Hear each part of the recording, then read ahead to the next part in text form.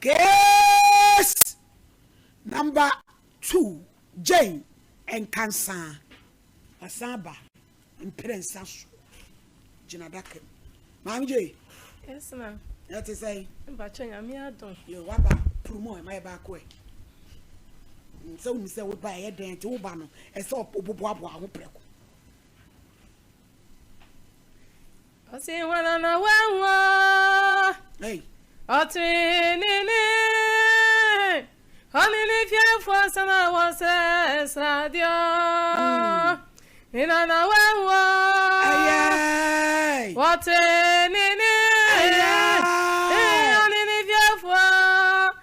yes, radio. I say one on a one. What in if you for some was hallelujah. Mommy, yes, me say, what the assembly dying? Na SOMPA nkomo yen ya gise kase yen ye. Pese di assembly chia nti ene no ye pese uni ye di nkomo because ya so many pako apiete ho. Enti mi ma se o ma me enu no ku be kwa kowu. Wo bra wanya bibia mfiri mu. Ti ye pese ye nu di nkomo kwan ye fa so ko pia apiete. Dana assembly si se na net ye. Eni echire di asi na na brampa ne kokuru no so. Nana brampa ne kokuru no so de ono so ko hu wapiete ho no wabamane na fe yenso yahu moa ye de beboa efie be mu na akwa apiete ho Pacho me kuna ono di kan eko ho no mo na de ukwu no firi ho mpacho de ofiri he mpacho no so fi so menya no kwa de wapiete ho mpacho god na di ne Intimate Nyame se nka no kure emna me wosu hu no aswodin enti mi nuanu mo epuo me ema me nante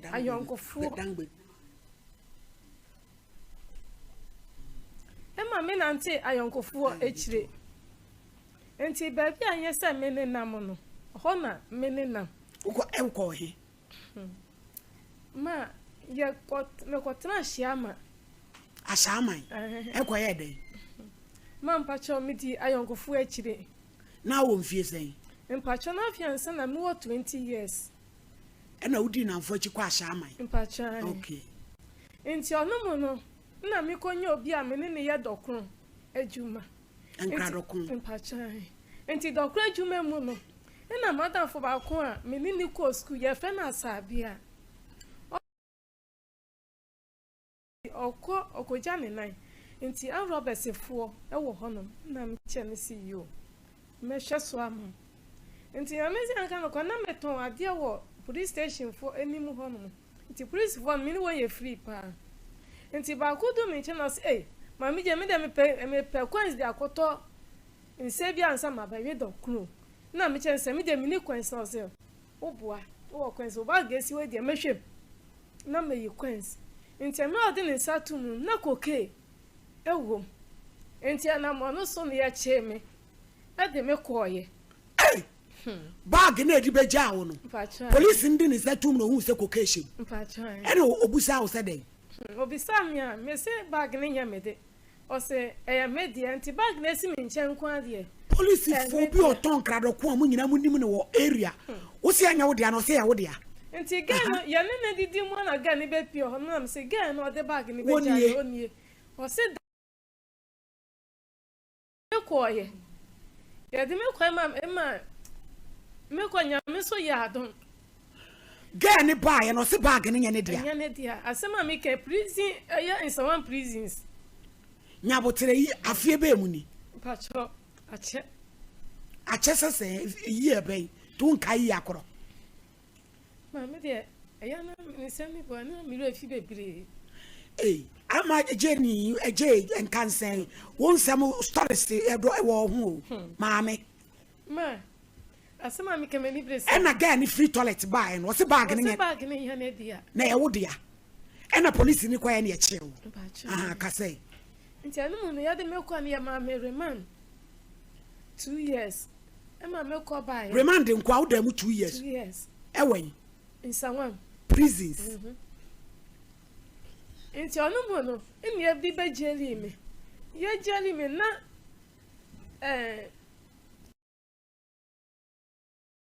mpache mam 25 years nessa samono eso chen de wo de baaye wo vie sen wo vie sen mpache mo 54 emra ye che na wo vie sen na fiansa mo 21 no se den any jail 25 years mpache and some maximum prisons mpache tu ko twa sen ma mpache me ntwa 2 years mpo na papa bi kasa wo de to bo ase na sansam gu na kasa ye beka papa bi ba ya na me ka cha abran pasa maame no won say invite no mane mra na maame no won say ensam wo ho wa if ya wada na kan and ye do ye ma 25 years say cocaine ni ya wo de ya wo pa woni mu ho hwe kasa nti na mo no so no mebusuafo epu miti sofo bi ya friend pastor cash eyo ba ekumase prisons kura nti nchire nti pastor cash eba prisons yard hono mo ewo ensawam nti ono no oye api na ye yie me pastor cash na ya api ma mpacha zata no watwa sen mpacha no metwa ko 3 years and I know I call reminding so 2 years jemfa ne say be 5 years nti ayi me na me ba ye no na mebusuafo se ye fie no obi no wako prison da njom pamo me ema me ba kumasi asema be pe ejuma ye ansa me di be hu papa ye ode me ko bogo so nti ye ko ye no ode me ko ne ma mi mu fie ewo ekura bi ase on mo ye krobofo line nti ho na ya oba no aba be sa nti emu a me me wo mie no no na chem so ode me be ko be bia owo no na me chen se me de manya be je asase am se me ye fuo pa de akotre krom no se ye nko nti on do fa mo fra no akọ ye na me de menya masase me ye me fuo nti wo mu na makọ akọhwe wo nti o mu na fra no ka chen se ono di onto me ono nko ani mo fra no enti me se adana bibi ka chem za asa no kure bi ni baby nti o na me de me ba enti me ba na me san ko nti ye fie mo fie no baby ono wo no obe kwan no pe emra ye che wo no se na o mfie sen mpacho na mo 22 years and I would dem 5 jemfa ne say 27 oba pani no no sen mpacho no 22 as a wa bososo 22 plus 27 na be sen and aketo ane so sen mpacho 18 okay kasa manti ya ba he no nyame ye ni nti me san ko mekura na se ho a nti wo mu anaja me se da bi me de ma me nko na me nko hwe na me nko tena ho no kakra nti am na me kwa na majuma sem ese kura na so me ye brodo e kwa majuma no ho me jana sam ka jense papa so se me ntra ha dia en ya woni majuma me ye we kura na se dada en ya sada ma miskaka misika ho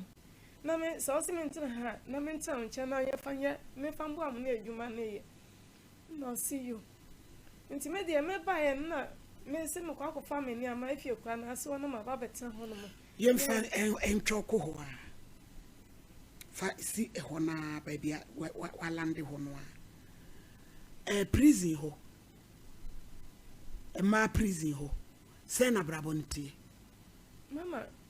o de metumi edi ho adanse kakra ese mi ngu mpanyimfo no mu anintia ma ye didiem me de mo de eye ema me ene mi nemu net say ye nemu no ya ma ye mpa ye mattress ma ho de eye dan ye dem so de eye ewen ewo prison so ho no ensawam ho mpacho han ema ho no mpacho ema ho no de ho ye mpacho han ati ye frɛ record so sesi a ne ebo odin a wo behu edi edin na odi wo ho mpacho ho mo de na krobodin no na ekita me ne frɛ wo sen koko edi akoko je koko yi aben mpacho mu 20 no me Debi mami je ye pe no kura bi wa ha me pesa me ye frɛ ho ne ye busa sasam na wo ka no eye no kura eti se bibi wo mama ye hu ansa na too late ma mpacho no kura pa se wakodem pisa wam prison mpacho ma mpacho a 20 no court be ne di wasem no mpacho suhu ye che wo ahyaman no suhum ne kodi wasem mpacho adai mpacho ni a enamo ne so a asem no eba ye no suhum na ofri hwan madam fo no do de bag beja wo mpacho se ya nchili suhum ye che wo se ahyaman na mo ye dokon te ye de na suhum ne kodi asem mami je ma mpacho no kure mami je eye de no bi a ya che wo ahyaman ne kodi wasem usu ma mpacho eno kure pa mpacho suhum na ye ko kan se suhum he mpacho suhum kro ni court ben mpacho omo aponse gwa no so